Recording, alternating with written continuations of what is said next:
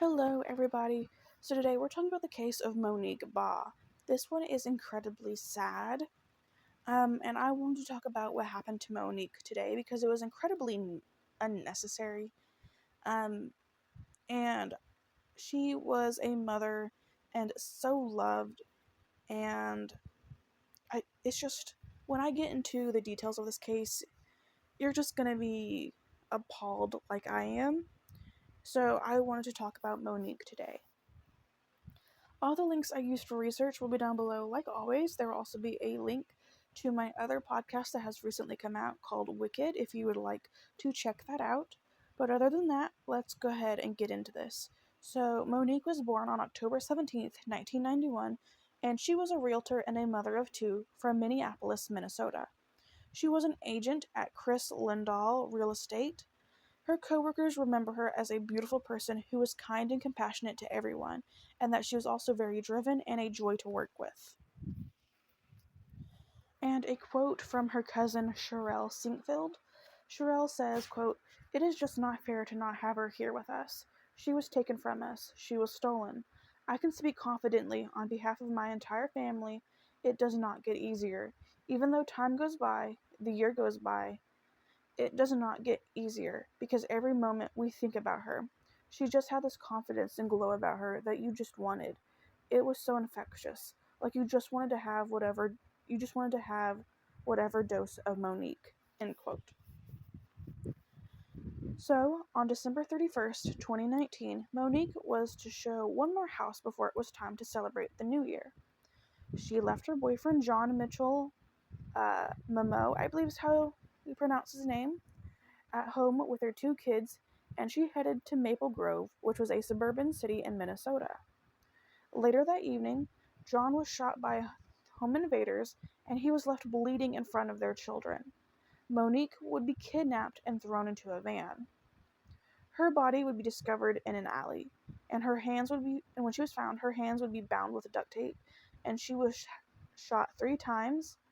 And it would soon be discovered that the reason this happened was a revenge plot, in which John had been the main suspect. So, at 5:40 p.m. on December 31st, John called 911, and he told the operator that he'd been shot several times. So we're going back a little bit so I can tell you the details of what happened. So he's telling the 911 operator that he had been shot several times, and when police arrived, they found John and the two daughters, who were left unharmed, by the way. John says a masked shooter came through the front door and opened fire. He ran up the stairs with his kids, begging them not to harm the children. John told police that he believed he was a target because he'd been flashing money on social media or because people thought he was a police cooperator. Later, they learned John was a local rapper who had a falling out with a friend over a record deal that he had signed. Police got a tip that a, quote, paid hit had been placed on a Mitchell Momo by the friend turned rival, end quote. Less than an hour after he had called 911, police were alerted to gunfire near an alley, which is where they would find Monique's body. Monique had been lured I don't know why I said that so weird. She had been lured to a real estate property under the guise of showing a house to a potential buyer. That is when she had been kidnapped and put into a rental truck, which was also spotted at her home where John was shot. Police spoke with two people on the rental truck agreement who said that they traded the vehicle to a man named Cedric Berry in exchange for heroin. So they would eventually arrest and charge Cedric Berry, and he was charged with second-degree murder and kidnapping, but he was not working alone. A woman named Elsa Segura was the one who called to set up the fake house showing, and Elsa was sentenced to life for her involvement, but the conviction would be reversed. And in January of 2024, she is still awaiting her new trial. Cedric and a man named Barry Davis were found guilty of first-degree murder, attempted murder, and kidnapping, and are serving life sentences without parole. The person who orchestrated the plot was Lyndon Wiggins, who was a former business associate of John Mitchell Momo and a drug dealer who suspected John was a snitch. And Barry Davis, or not, I'm sorry, not Barry Davis, Lyndon Wiggins, he would be sentenced to life without parole.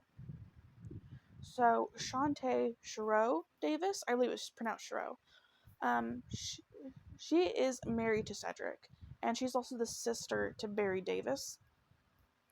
She booked a hotel room for the people that were involved in this, and she drove her husband to pick up the truck. So the truck that they would use to when they kidnapped Monique and threw her into a rental truck, that is the one. She received 90 days in jail in February of 2023. And if I know she wasn't actually like doing the shooting or anything like that, she did the bare minimum in this case, but I feel like 90 days is not enough for what she did and for what she knew was going to happen. That just, I could not believe that. So, in March of 2024, so just a few months back, the Minnesota Supreme Court reversed the conviction of Lyndon Wiggins and ordered a new trial. The justices said that the trial judge gave the jury erroneous legal instructions on the I'm so sorry. Um, I am. It's so much legal jargon that I'm having trouble. So let me pause real quick and I'll come back. Okay, so the justices said that the trial judge gave the jury erroneous legal instructions on the liability of accomplices that might have affected its findings that he was guilty. So it might have, whatever he gave them, it might have interfered with their decision, basically. The justices said that the instructions misstated the law on accomplice liability because the instructions did not specifically require the jury to find Lyndon or Elsa uh, liable for someone else's actions in order to find them guilty. And a quote from the justices, they say, "The error was not harmless because it cannot be said beyond a reasonable doubt that the error had no significant impact on the verdict," end quote.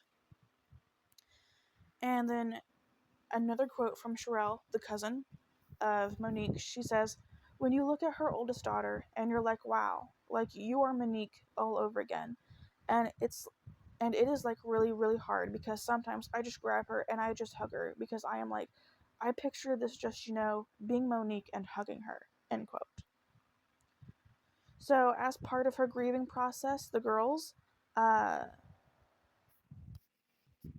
the girls' grandmother, Monique's mom named Wanda, she created a children's adventure book based on the purple pillow Monique used to lie on while reading to them, imagining a magical journey. The book is titled Ruby and Onyx and the Magical Pillow Adventure, and it is available on Amazon if you are interested. And that is what I have for you on Monique Baugh. So we have a couple of convictions that have been overturned, or not overturned, they have been reversed, and are awaiting new trials. So when Lyndon Wiggins and Elsa go towards their new trials and we have some answers on that, I will update you guys. But unfortunately, right now, this is all we know.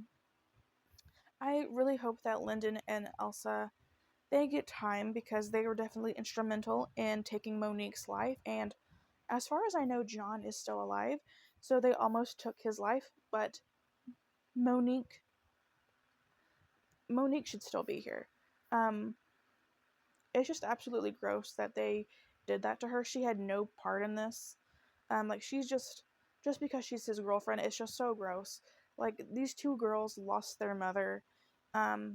This successful, beautiful, happy woman should still be here, and it's just absolutely egregious that she was lured to this place thinking she was just doing her job just for this horrifying thing to happen to her. So I hope that all parties involved, they get the maximum sentence possible because they never deserve to be out again. And I still think it's wild that Shantae Shiro Davis woman only received 90 days. It's mind-boggling to me that you can have a hand in it like that and just walk away in 3 months. But With that being said, that is the case of Monique. Thank you so much for listening to her story. Let me know your guys' thoughts down below, and I will see you guys very soon. Bye, guys.